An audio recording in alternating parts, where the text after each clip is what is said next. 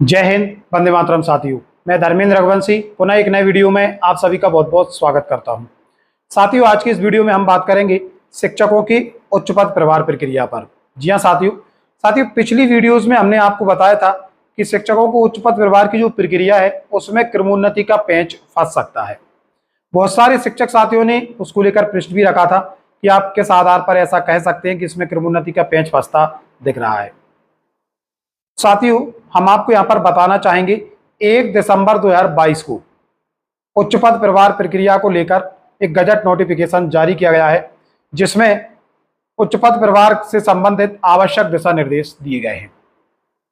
आज हम आपको प्रूफ के साथ बताने वाले हैं कि ऐसे शिक्षक साथी जो फ्रेश पदोन्नति की पात्रता रखते हैं उनके लिए भी उच्चतर वेतनमान की शर्त लगाई गई है। तो ऐसे में कहीं ना कहीं जब उनके लिए उच्चतर वेतनमान या तत्स्थानीय वेतनमान की शर्त लगाई गई है तो उच्च पद प्रभार प्राप्त करने वाले जो शिक्षक साथी हैं वो इससे कैसे बच सकते हैं। हम लाइव प्रूफ आज इस वीडियो में ये तर्क आपके सामने रखेंगे।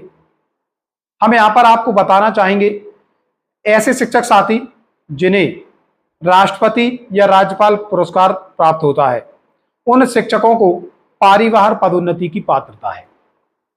सबसे पहले तो आप ये समझें पारिवार पदोन्नति होती क्या है। पारिवार पदोन्नति से आशय है सभी नियमों से हटकर शासकीय सेवकों को जब पदोन्नति दी जाती है तो उसे पारिवार पदोन्नति कहा जाता है। और पारिवार पदोन्नति के दायरे में राज्यपाल या राष्ट्रपति से पुरस्कार प्राप्त शासकीय सेवक आते हैं। तो स्वाभाविक सी बात है शिक्षा विभाग में भी शिक्षकों को राज्यपाल और राष्ट्रपति पुरस्कार प्राप्त होते हैं।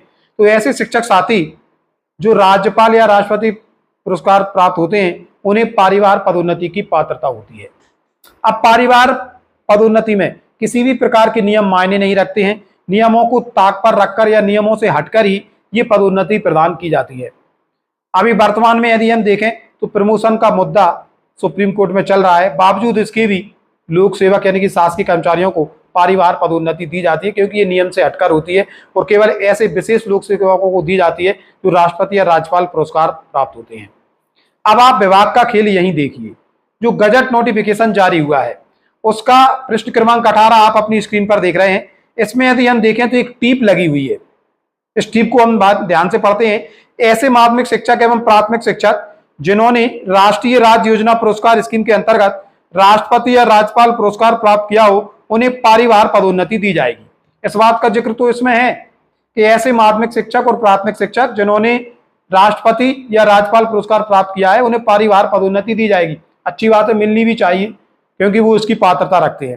पारिवार पदोन्नति उच्च पद प्रभार प्रक्रिया से बहुत अलग है। ये स्थायी पदोन्नति होती है और इसमें उस पद का वेतनमान भी मिलता है। अब यहाँ ये परंतु में क्या लिखते हैं, नीचे आप देखेंगे परंतु उसे वरिष्ठ वेतनमान, समयमान वेतनमान या तत्स्थानीय उच्चतर वेतनमान प्राप्त हुआ हो तथा पदोन्नति के लिए अन्यथा पात्र हो। उसे वरिष्ठ वेतनमान, समयमान वेतनमान, तत्स्थानीय उच्चतर वेतनमान यानी कि क्रमोन्नति वेतनमान प्राप्त हुआ हो तभी उसे पारिवार पदोन्नति दी जाएगी। अब बताइए ये कौन सा नियम है। जबकि आप नियमों से हटकर पारिवार पदोन्नति देते हैं तो फिर हमारे माध्यमिक शिक्षक साथी और प्राथमिक शिक्षक साथियों के लिए ये कंडीशन क्यों रखी गई है, इसका कोई औचित्य ही नहीं बनता है।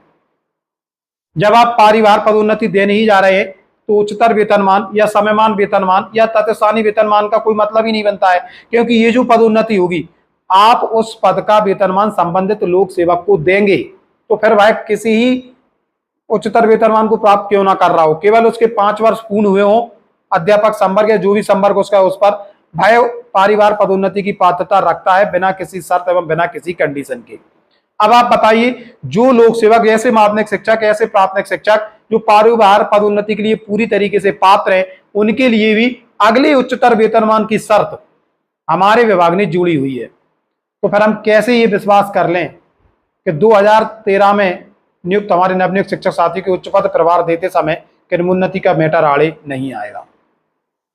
हम बिल्कुल चाहते हैं कि क्रमोन्नति का मैटर बिल्कुल आड़े ना आए और हम इस संभावना से इनकार भी नहीं करते हैं। हमने जब भी अपने वीडियोस में ये पक्ष रखा है तब हमने यही कहा है कि क्रमोन्नति का मैटर फंस सकता है, लेकिन हमने ये कभी नहीं कहा कि ये फंसेगा ही, क्योंकि विभाग तक ये बातें पहुंची हैं और विभाग इस पर कोई निर्णय ले सकता है। ना फंसे, बहुत अच्छी बात है, सबको उच्च पद का प्रभार मिले। लेकिन हमारे जो लोक सेवक हैं, ऐसे लोक सेवक जो राष्ट्रपति और राज्यपाल प्राप्त पुरस्कार प्राप्त हैं, ऐसे शिक्षक साथी, उनके साथ ये भेदभाव क्यों? परिवार पदोन्नति में उनके साथ ये भेदभाव क्यों किया जा रहा है? उनके लिए भी इस कंडीशन को अनिवार्यता हटाया जाना चाहिए। हम हमारे विभाग के वरिष्ठ अधिकारियों से ऐसा विनम्र अनुरोध करते हैं। तो साथियों, इस तरीके से उच्च पद प्रभार प्रक्रिया में क्रमोन्नति को लेकर आपके मन में जो भी डाउट होंगे, जो भी भ्रम होंगे, हम समझते हैं आज जो प्रूफ हमने आपको दिखाया है, इसके माध्यम से आपके सभी भ्रम दूर हो गए होंगे। अब आप खुद ही हमें कमेंट बॉक्स में अपनी प्रतिक्रिया देकर बता सकते हैं कि क्या माध्यमिक शिक्षक और प्राथमिक शिक्षकों के ऐसे शिक्षक जिन्हें राष्ट्रपति और राज्यपाल पुरस्कार प्राप्त है, क्या उनके लिए ये कंडीशन होनी चाहिए थी? बिल्कुल भी नहीं होनी चाहिए थी। तो अब ऐसे में हम क्या समझें? जो तर्क हमने आपके सामने पिछली कुछ वीडियोज में प्रस्तुत किया था, क्या वो जायज था या नहीं था? ये भी आप कमेंट बॉक्स में जरूर बताएं। साथियों, हमेशा से हमारा काम यही रहा है कि हम सार्थक और सही जानकारी आप तक लेकर आए, और अभी तक लेकर भी आए और आगे भी लेकर आते रहेंगे। यदि आप हमारे चैनल पर नए हैं तो आप जरूर जुड़ें, क्योंकि कर्मचारी जगत की सही एवं सटीक जानकारी हम हमेशा आपके सामने लेकर आते रहते हैं। साथियों, ये था आज का महत्वपूर्ण अपडेट। मिलेंगे जल्दी नए अपडेट एवं नए टॉपिक के साथ। तब तक के लिए जय हिंद, जय भारत मित्रों।